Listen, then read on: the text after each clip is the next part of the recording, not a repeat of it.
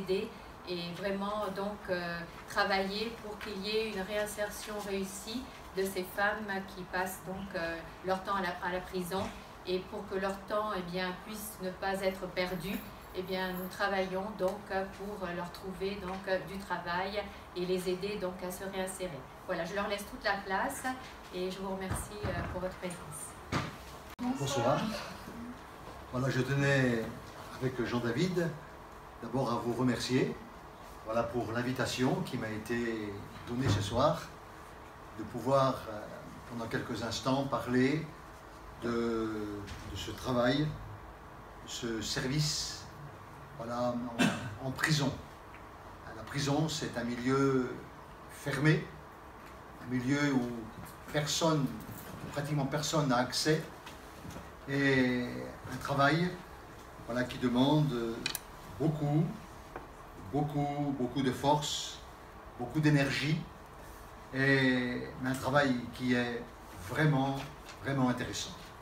Alors, en ce qui concerne donc le milieu des prisons, en ce moment, il y a 81 000 détenus dans les prisons en France.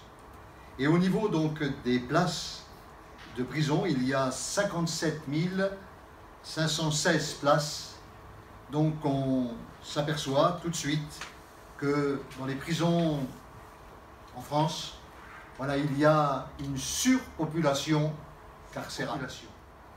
Et en ce qui concerne maintenant les établissements pénitentiaires, eh bien, il y a ce qu'on appelle les maisons d'arrêt. Alors les maisons d'arrêt, ce sont des établissements où les détenus sont en attente de jugement. Alors ils attendent, quelquefois donc c'est très long, l'attente est très longue, surtout quand l'affaire est une affaire aux assises. Donc le minimum c'est 2 ans, 2 ans et demi, 3 ans d'attente avant donc d'être jugé. Et il y a aussi donc des peines courtes, voilà, qui sont effectuées dans les maisons d'arrêt. Et nous travaillons avec Jean-David donc dans une maison d'arrêt. Alors quand le détenu a été jugé, quand la peine est tombée, donc il y a ce qu'on appelle après donc les centres de détention. Alors les centres de détention sont réservés aux détenus qui ont des peines de prison allant donc de 3 ans à 7 ans.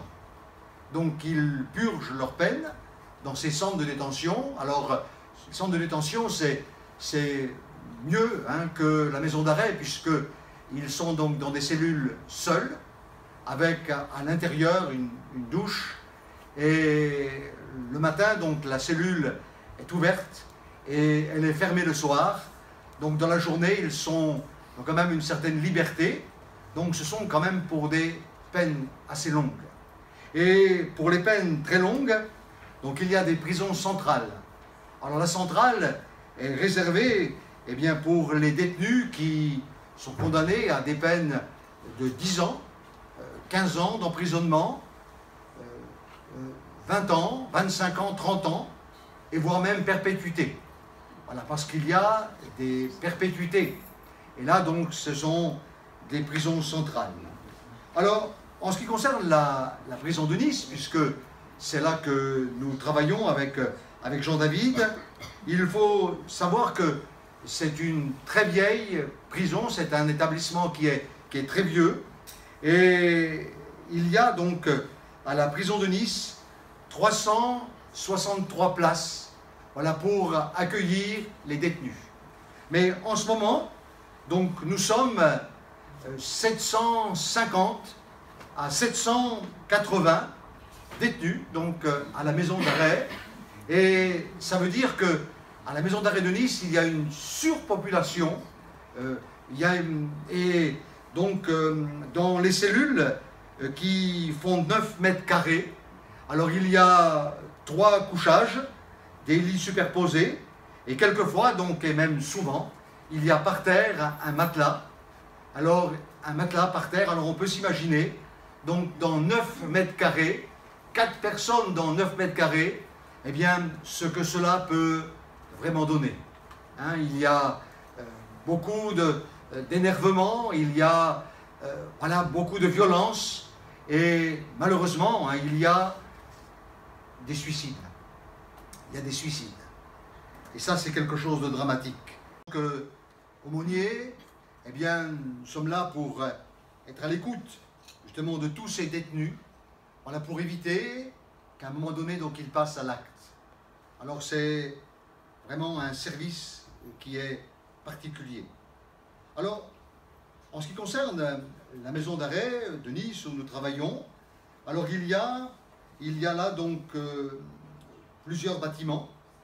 Il y a le bâtiment A, et un bâtiment qui reçoit les personnes qui ont été jugées, les personnes qui ont été condamnées et qui sont donc en voie d'un transfert, soit sur un centre de détention ou soit en centrale.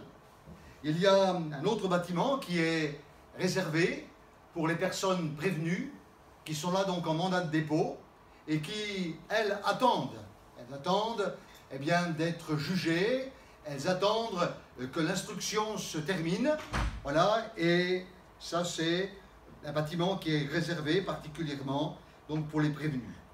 Il y a également un autre bâtiment qui est le bâtiment où il y a d'abord un accueil pour toute personne qui arrive en prison. Il y a ce quartier qui s'appelle le quartier des arrivants, et c'est un quartier qui est particulièrement difficile, parce que toute personne qui arrive en prison, même si cette personne est multirécidiviste, hier encore, donc je visitais un détenu là, qui est multirécidiviste, mais malgré eh bien, les séjours en prison, le quartier des arrivants, c'est un quartier qui est particulièrement difficile, parce que dès l'instant où le détenu arrive avec son matelas et son paquetage, et que la porte se ferme derrière, eh bien, il est là, il est enfermé, et il ne sait pas combien de temps. Et c'est souvent des moments très durs, surtout pendant une semaine, voire 10 jours, eh bien, il y a ce qu'on appelle le choc carcéral. Alors, dans le quartier des arrivants, il y a bien sûr un suivi au niveau des psychologues, des psychiatres, et bien sûr au niveau de l'aumônerie. Alors, on essaye toujours d'être très présents au quartier des arrivants, et on nous demande souvent d'être présents. Et quand il y a une personne qui voudrait passer à l'acte, qui voudrait donc se suicider, alors on fait remonter l'information hein, auprès des surveillants, et le surveillant fait monter donc auprès des psychiatres et des psychologues, et bien sûr, comme ça, donc on arrive eh bien, à ce qu'il y ait le moins de suicides possible. Hein, parce que les personnes toutes jeunes, il y a beaucoup de jeunes détenus, et c'est souvent très difficile. Aussi un quartier, voilà, toujours dans le même bâtiment, où il y a les sortants, c'est-à-dire que quand un détenu a presque terminé sa peine, 3 mois donc avant la fin de sa peine, alors il est sorti, je dirais, des bâtiments, de l'enfer des bâtiments, voilà, pour être dans le quartier des sortants, où on prépare sa sortie. Voilà, on la prépare le mieux possible, voilà, pour éviter justement qu'il y ait de la récidive. Parce que le but principal, eh bien, c'est éviter la récidive. On ne veut pas qu'il y ait de récidive. On ne veut pas que les détenus reviennent, et souvent c'est très difficile. C'est très difficile. Et il y a aussi, donc, dans le même bâtiment, ce qu'on appelle un hôpital de jour, où il y a bien sûr des psychiatres, des psychologues, mais c'est toujours dans la pénitentiaire. Et là, donc, ce sont ceux qui sont vraiment très mal et qui sont suivis médicalement avec des traitements. Et là, c'est aussi un quartier très difficile. Il y a aussi donc un quartier de semi-liberté. Alors, la semi-liberté, ce sont les détenus qui eh bien, sont presque en fin de peine. Ils ont trouvé un travail, donc ils travaillent à l'extérieur, et le soir, donc, ils viennent dormir à la prison. Et le samedi, dimanche également, donc ils sont en prison. Et le lundi, eh bien, c'est à nouveau donc le travail avec un employeur, et ça c'est une très bonne chose. Il y a aussi donc un quartier disciplinaire où chaque détenu qui commet encore des délits en prison donc passe par le quartier disciplinaire, et là aussi c'est un quartier très difficile. Alors, en ce qui me concerne, Jean-David va parler donc après, en ce qui me concerne, donc ça fait peut-être plus de 15 ans voilà, que je m'occupe des personnes détenues.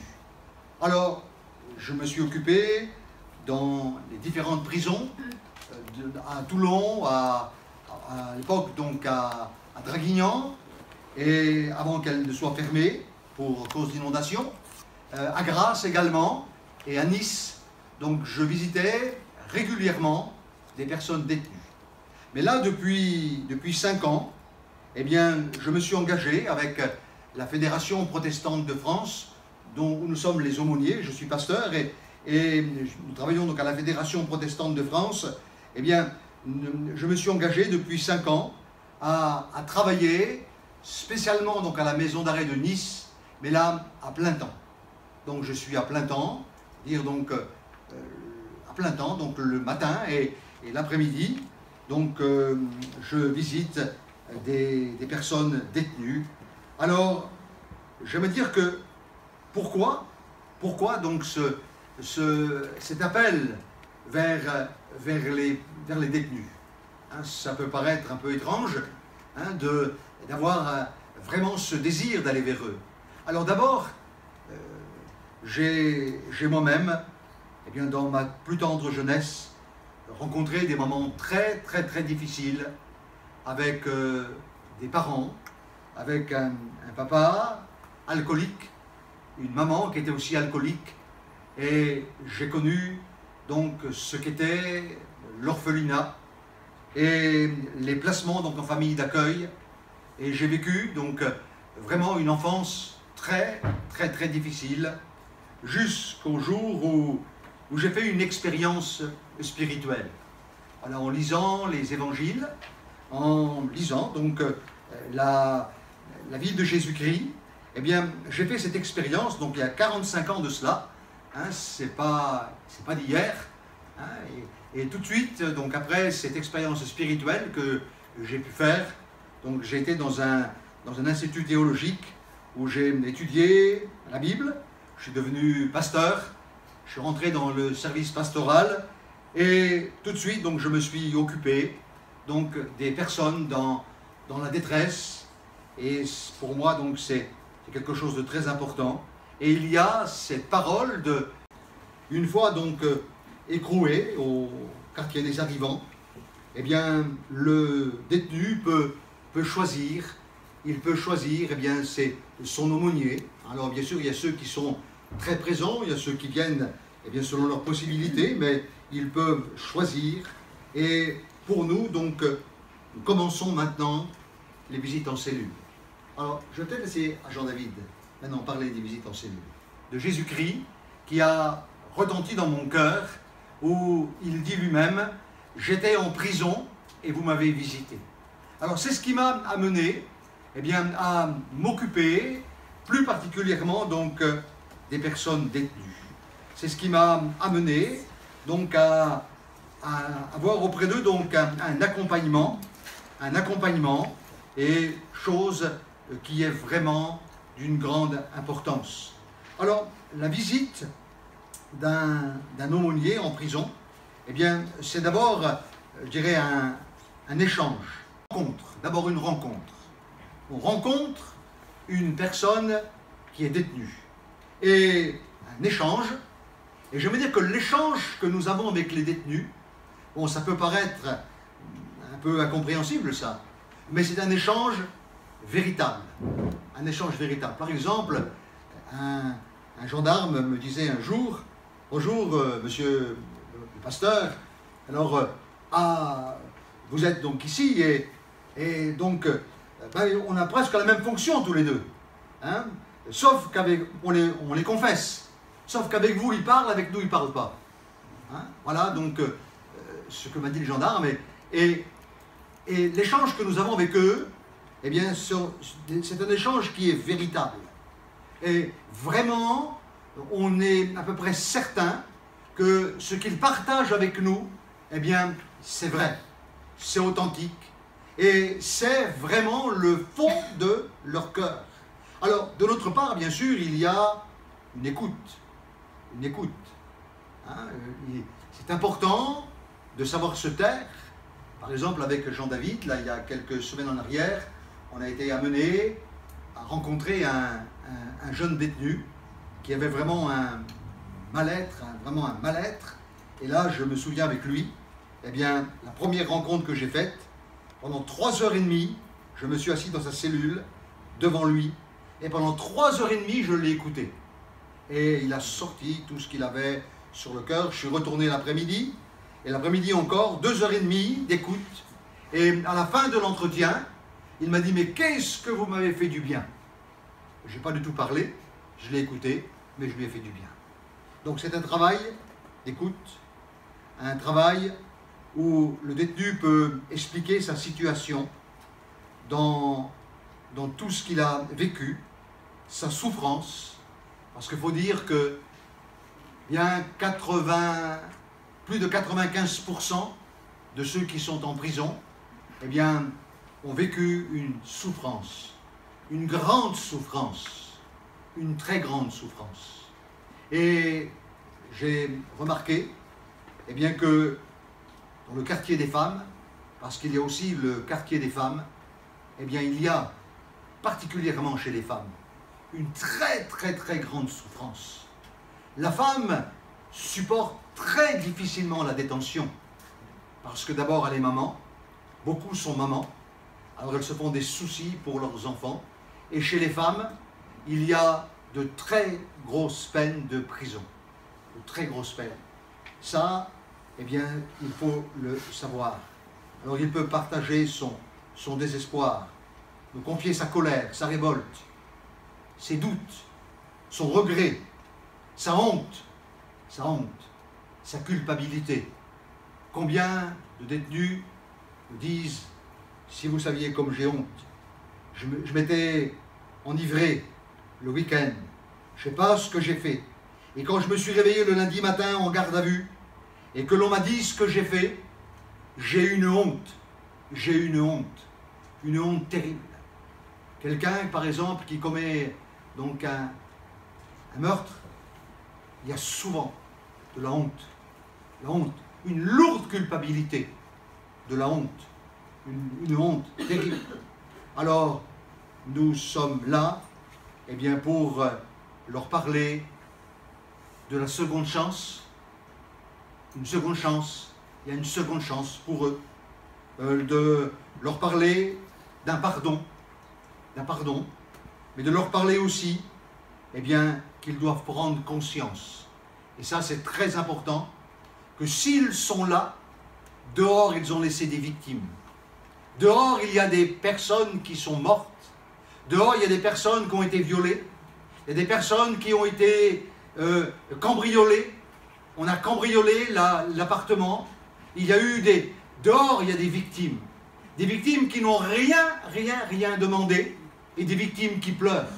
Et il ne faut pas ignorer les victimes. Et nous ne voulons pas les ignorer.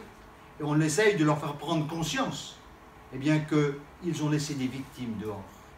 Et que le pardon, eh bien, existe. Le pardon existe.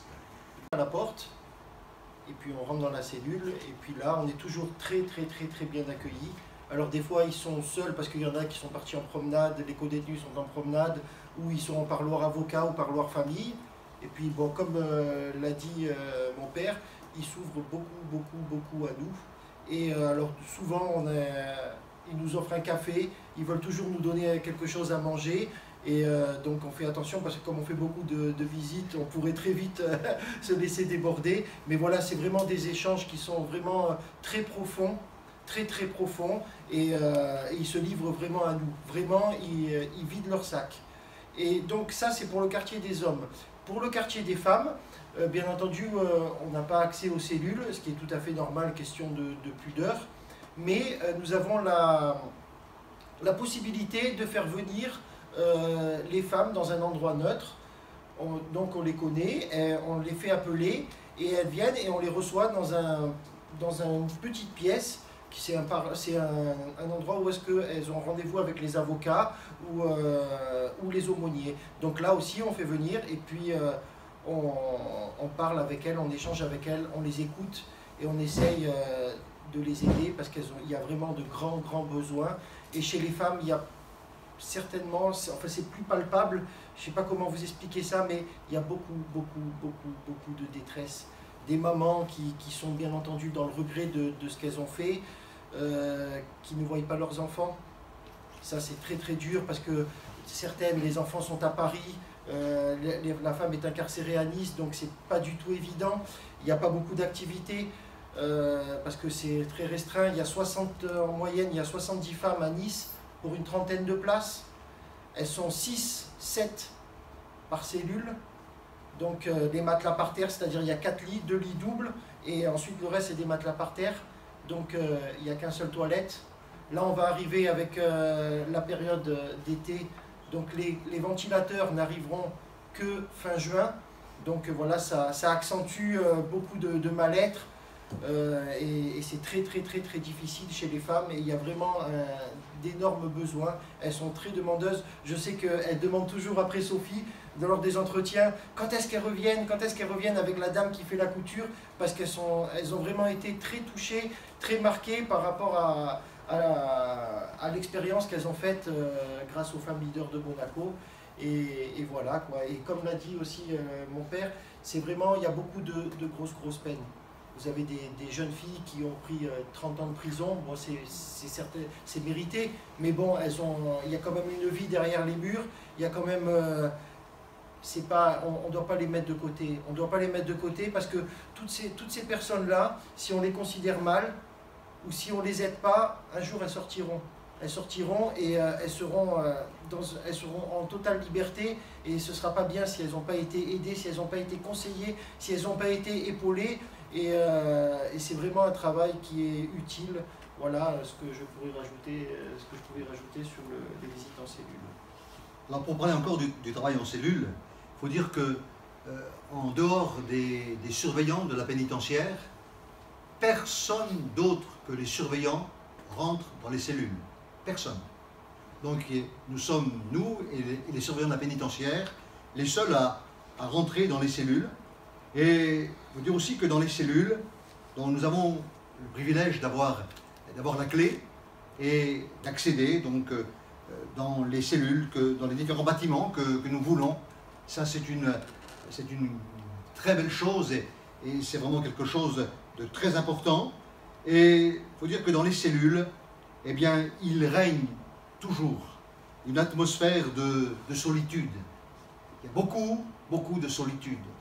Soit la télévision marche jour et nuit, soit la télévision marche jour et nuit, ou soit donc le détenu eh bien, prend des cachets et il dort jour et nuit, il dort, voilà, pour que le temps passe plus vite. Et ça, c'est quelque chose de terrible de voir des jeunes hommes, des jeunes femmes aussi, eh bien, avec les médicaments.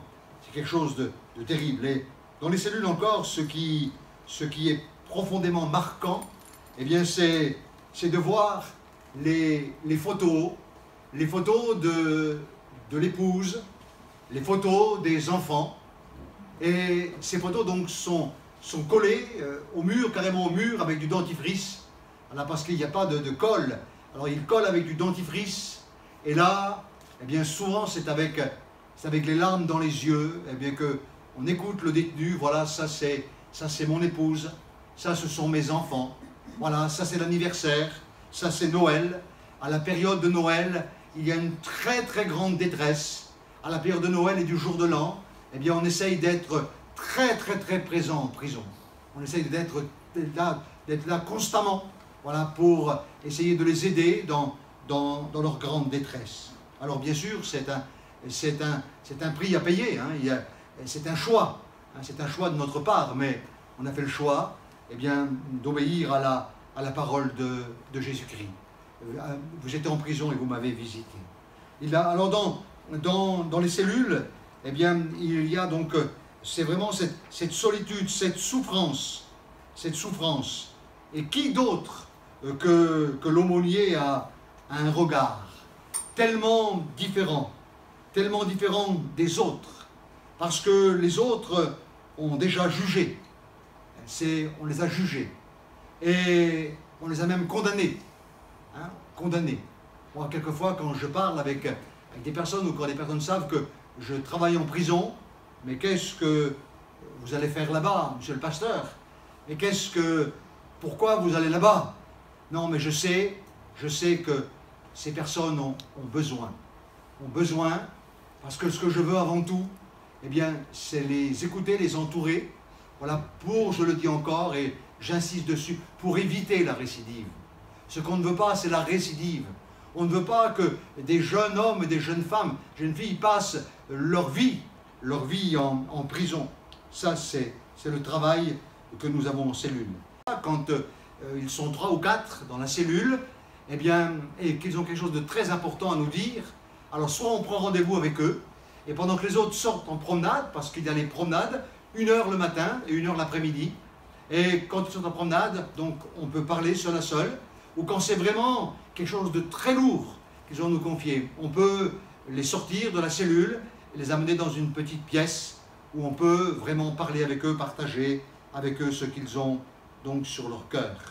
Et il faut dire aussi eh bien, que nous avons le samedi matin, tous les 15 jours, le samedi matin, on a donc ce qu'on appelle une petite célébration. Voilà, il y a une 60aine de détenus qui assistent dans un culte protestant, voilà, que nous faisons avec des intervenants. Nous avons des intervenants, des chants, une petite prédication donc, de l'évangile, voilà, pour les amener toujours dans la réflexion, c'est le but, et de leur laisser aussi donc, un évangile pour qu'ils puissent eh bien, lire et comprendre combien eh bien, ils sont aimés. Ça, c'est très important. Et également, dans la période de Noël, comme à Pâques, on a la possibilité donc, de leur proposer un sachet de chocolat, voilà, qui est très apprécié, et très apprécié par eux. Et bien sûr, un calendrier en début d'année, voilà, pour qu'ils puissent suivre un petit peu et savoir quel jour ils sont exactement. Voilà donc notre travail au sein pendant longtemps. Et ils ont trouvé un travail, un bon travail, avec un patron un employeur qui les a compris. Ils ont retrouvé leur famille, retrouvé leurs enfants. Donc ils sont vraiment dans un bon foyer. Et par exemple, là, chez les femmes, il y a une jeune femme qui avait été condamnée à 4 ans d'emprisonnement. Et je l'ai suivie pendant une bonne partie de son incarcération. Et là, donc, cette jeune femme, j'ai le privilège, eh bien, elle m'a demandé de célébrer son mariage le 17 juin, samedi 17 juin. Elle a rencontré donc un gentil mari. Et donc, je vais les marier. Donc le 17 juin, hein, très contente, très heureuse d'avoir repris la vie, normale. Elle a trouvé un emploi également. Voilà, donc ça, ce sont des bonnes nouvelles, de très bonnes nouvelles.